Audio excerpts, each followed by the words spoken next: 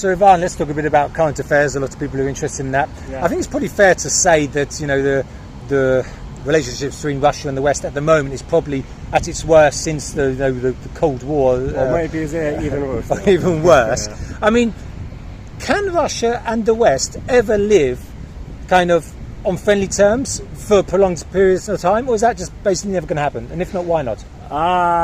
This could happen, and for that the CIA and other foreign intelligence agencies just have to stop meddling in affairs of the countries that surround Russia, stop overthrowing governments there and installing their puppet leaders who would be hostile to Russia.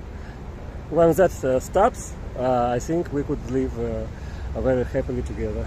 Okay, so it is possible then. Of course, it is very possible, yes. So you think the emphasis is on the West to make the first move type thing? But I mean, the West is just a concept, but in reality, who is doing all these things is secret service agencies and intelligence agencies, and so that really depends on like a very small group of people.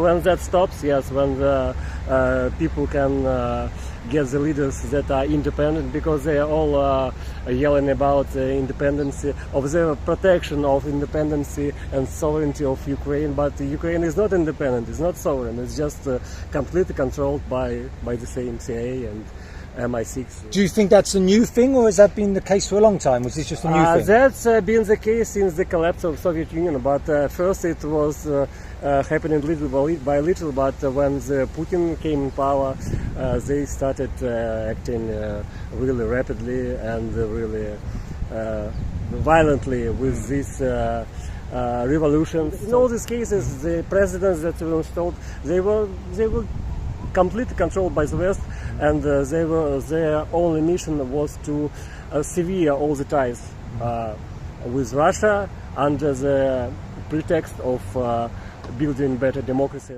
With the breakup of the Soviet Union, America kind of took a non-interference policy, didn't they?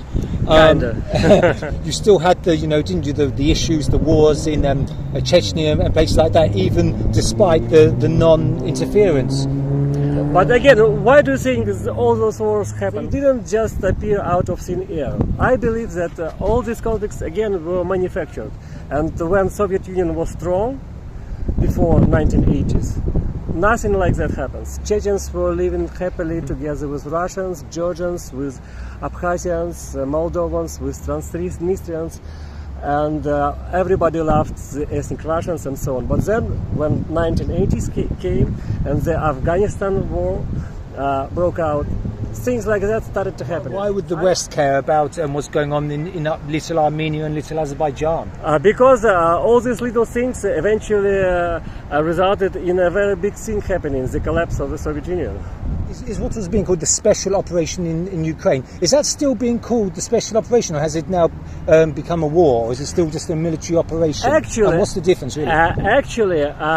There was like some kind of rule to call it only a special operation and not a war, only in like the first month. Do you think that Trump coming back is likely to help the situation or hinder the situation? He wants to help. He doesn't want to hinder the situation. But again, I don't think that Trump is very free in what he's allowed to do and what he's not allowed to do. I think he's also partly controlled by some powers that do not want to officially proclaim themselves as one of the reasons for that is the fact that he's not allowed to talk about Epstein list anymore.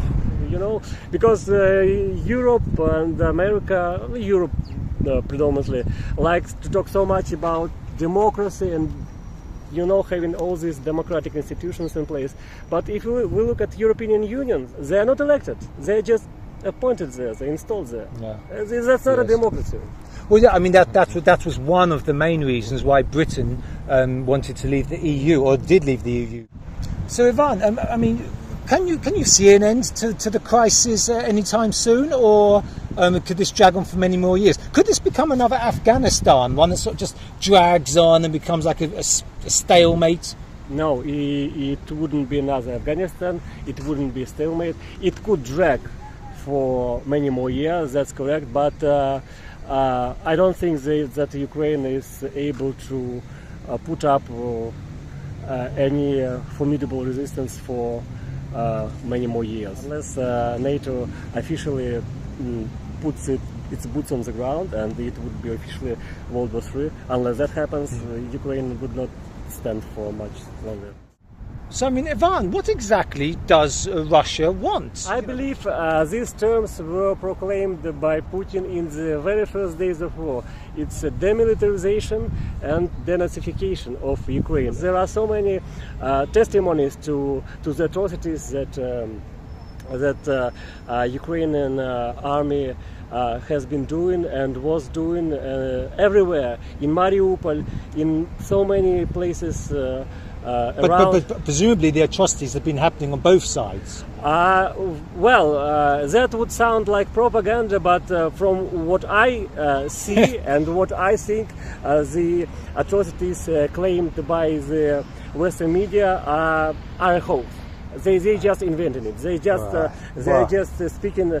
They're just repeating what the Ukrainian authorities are telling them, and whatever Russia is saying, nobody is listening to that. So that situation is kind of dead end, and this is why Russia will just keep going, because nobody is listening to what Russia has to say. No, I mean, obviously, no one in the West is listening to the Russian viewpoint or the things like that. Yeah, sure. But I mean, at the same time, I think it would be unrealistic to think that, a war is only fought on one side. I mean, both sides fight a war, don't they? There's going to be atrocities on both sides. That's just the fact of life, isn't it? Yeah, but now we're talking about what Putin said initially. He said this thing initially before any atrocities happened over last years. Back then he was talking about the atrocities that were happening from 2014 to 2022, like situations that are really not talked about much in the West, but situations that really happened, and you cannot say that they didn't. Like, for example, the fire that happened in Odessa in May 2014, where there was a rally of supporters of Russia, and they were just driven into this building that is called Dom Profsoyuzov in Russian. It's like a house of trade union in English. I don't know what is the official translation of that, and burned alive. I mean, Ivan, a lot of people might say that if Ukraine wished to be independent from Russia, is that not their prerogative? Is it?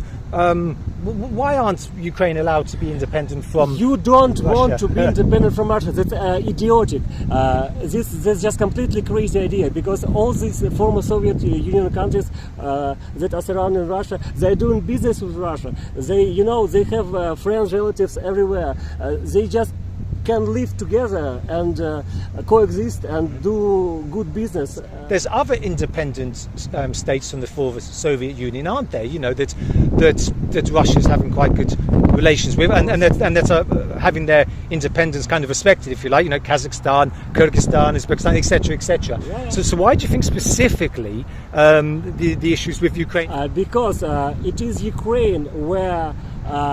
During the World War II, there was a huge part of anti-communist resistance. They were just a bunch of murderers who killed thousands of Jews who were politicized for Nazis in their concentration camps. And this is not some kind of speculation. This is very well documented. But people just in the West, they do not like to talk about that. So obviously, Ivan, at the moment, as you probably know, there's quite a lot of anti-Russian feeling in the world. Right. Certainly, in the Western world at least, not in other parts of the world, but in the Western world. Do you think this anti-Russian feeling, do you think it's justified in any way, or completely unjustified? Completely unjustified, yeah. It's completely manufactured as the conflict in Ukraine is. It's completely manufactured by the Western, I keep saying that, but I think this is true, by the Western security services, intelligence agencies, and the things that people are calling deep state. deep state. Yeah, I think this is it, and they just tell the media they control whom they have to attack, and so they attack them. Is that just an inevitable part of war? Again, that both sides will make stories up, for want of a better phrase. I think that's just the way of the West, making up facts, making up stories. I don't think that Russia is notorious for that. Why should the West be telling more stories than Russia?